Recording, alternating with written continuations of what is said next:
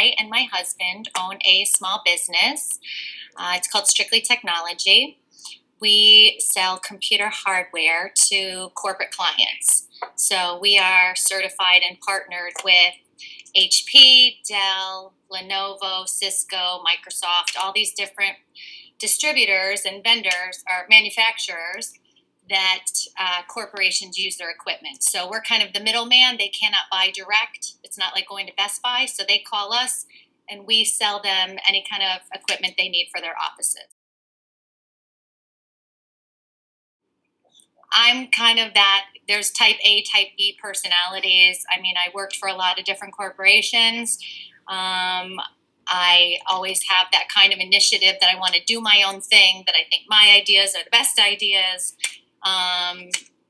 So it was kind of something that Fraser, my husband, had been in the IT industry. So he was doing sales for another reseller. So we're actually called a value-added reseller. So what differentiates Strictly Tech from someone like CDW or Newegg, those kind of places you might see online, we're called a value-added reseller. So we have to touch something that brings value to that piece of equipment.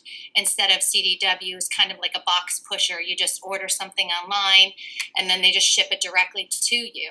So Fraser had experience doing this kind of business for another company. That company kind of went through a transition. They were going public. He didn't really want to change the feel of how he was doing business. So we decided, why aren't we going to just do this ourselves? So the way that you make that successful is because he was working for someone else, but he had his own client base. So because he had those clients, he was able to go and open up his own brick and mortar kind of store. And then those clients were doing business with him, valued the relationship. So they said, wherever you go, we'll go. So we decided to open our own business and they just kind of followed suit. We started our business in 2007. And it was probably May of that year that all of this was happening. So we contacted the bank. There are banks where you can go and get a small business loan. We didn't really go that route. We decided to mortgage our house. We went to the bank, put up our house as collateral, and took out a mortgage on that. And it was about $125,000 that we used for our startup capital. The interesting thing about that, the reason I mentioned it was 2007, because when we did that in May, it was about 3 months later that the whole housing crisis happened. Banks started getting really tight on who they lended money to. So we kind of lucked out. And while we mortgaged our house, that was the way that we got the money. So we took that money, $125,000, invested it into the company. We found a location, like I said, the brick and mortar place.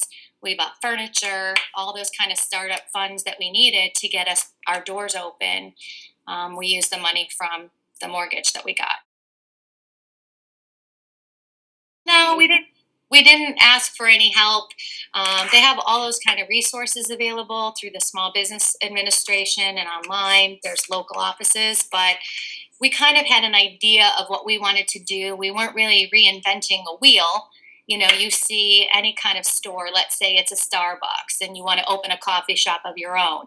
You kind of follow what people have done that have been successful in the past. So Fraser had worked for a company selling IT and kind of knew what it took, knew the relationships, how to get in with Dell. Who do you call at Dell to be able to order something and be on their approved list?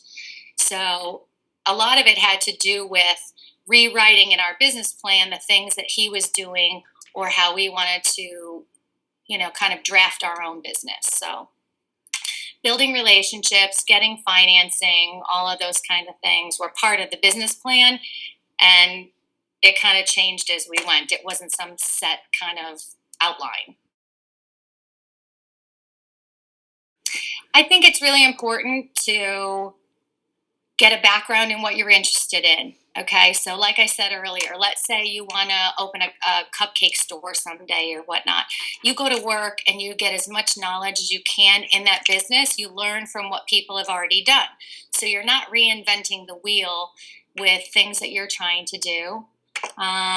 No matter what you do, it's always, it's having integrity in what you do. Um, you want to, people like to teach other people, so get as much knowledge as you can from other people, try to learn from their mistakes. You'll make many of your own, but you hire the best kind of people that you can to work with you, people that share your same values, people that want to commit to growing a company and being part of something on the ground up.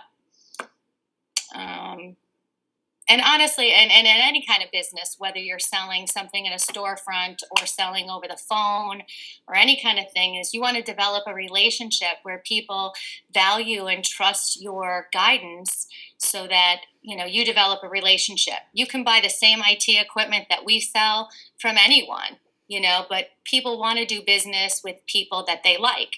So if you find that you're trustworthy, you're reliable for people, they'll come back to you whether you're 5 cents more than someone else. So it's all value added, I guess.